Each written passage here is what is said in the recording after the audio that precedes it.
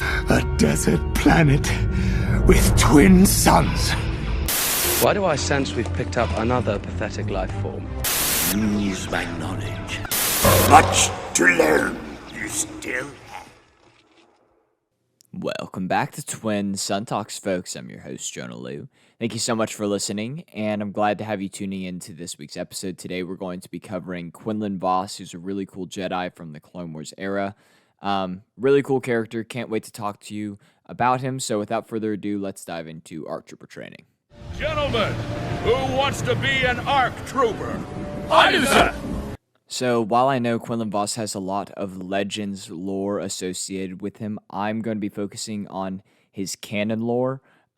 So obviously that means that I'm not going to go over a lot of things that happen in the EU comics and stuff like that, which I know are very popular, but I just want to say that up front. I'm only going to be really focusing on what he is up to in canon. So just a little information about him. He is a male Kifar from the homeworld of Kifu. His master was Master Thulm, and for a while he was under the tutelage of Count Dooku. His apprentice was Ayla Secura, who was the female Twi'lek with blue skin. She's pretty prominently featured in the movies and is in an arc of the Clone Wars as well. His lightsaber color was green. So going into a basic timeline of him, a little known fact, he was actually on Tatooine on assignment when Qui-Gon found Anakin in The Phantom Menace.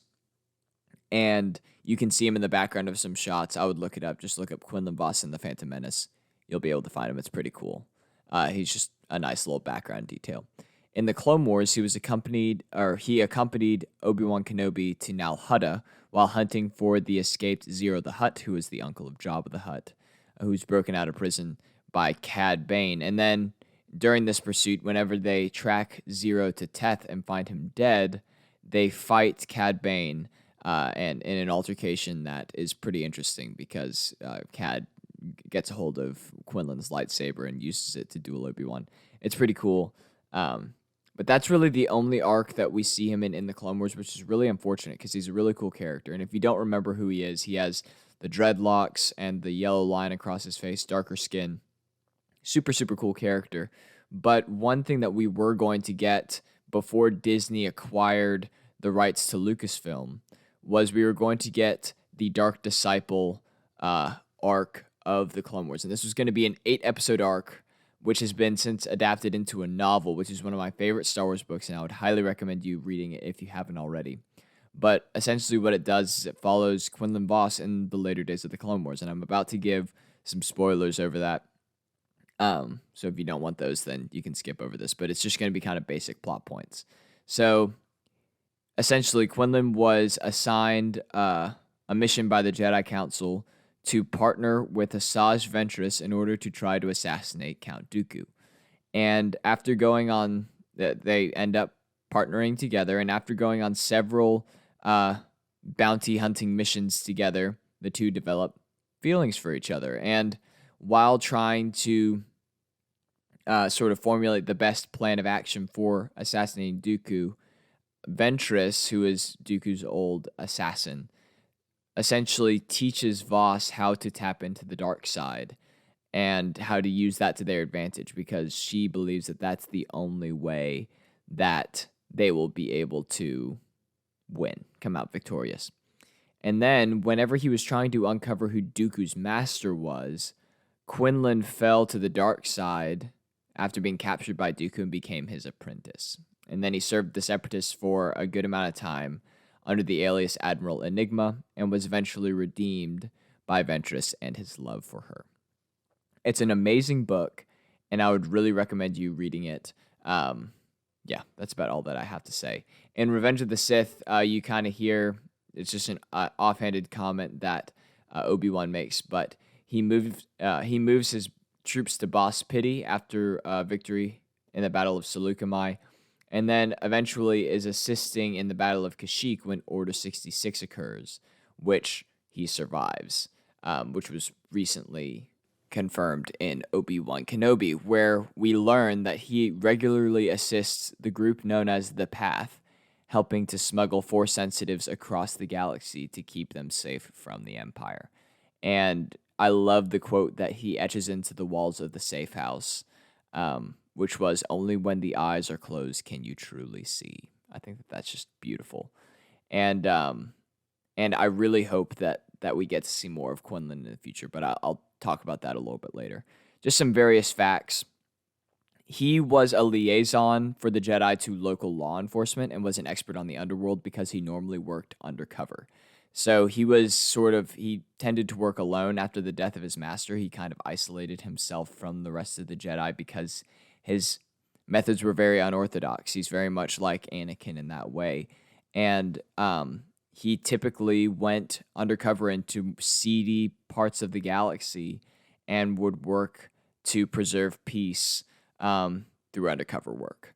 And he had a very interesting ability called psychometry, which essentially he could touch objects and see events that had occurred around them in the past. Like in the arc of the Clone Wars where he's hunting for Zero the Hutt, he's able to pick up a cup and is able to see that Zero was holding it in the past and was able to sort of see vague events that were surrounding him holding that cup. So it's a pretty cool Force ability that's pretty unique.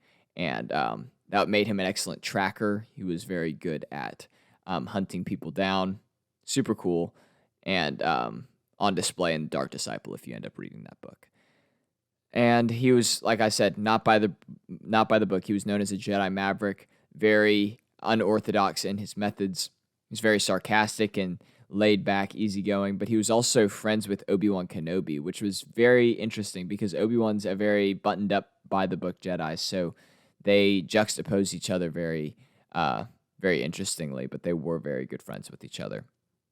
And he would often start and end fights as a Padawan in the Jedi. He was a troublemaker, as you might expect. He would both stir up trouble and put an end to it himself.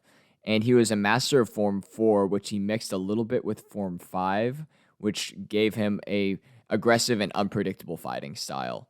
And he also used Force Lightning when he turned to the dark side. So pretty formidable opponent, regardless of which side he was on. But he was very much a threat whenever he had turned to the dark side under Count Dooku. And that being said, I think that there's so much potential for this character in future projects. I think that if they do end up making a show about the path, I think that Quinlan should be a major character in that. And I really think that he should be played by Jason Momoa. I just think that he's perfect. I mean, Jason Momoa is the guy that plays Aquaman. He's also in Game of Thrones. He's in some Apple TV show. It's like Sight or Vision or Blind or I don't remember. He's super cool. He's a Pacific Islander, just huge, imposing, but he also just looks like Quinlan and acts like Quinlan.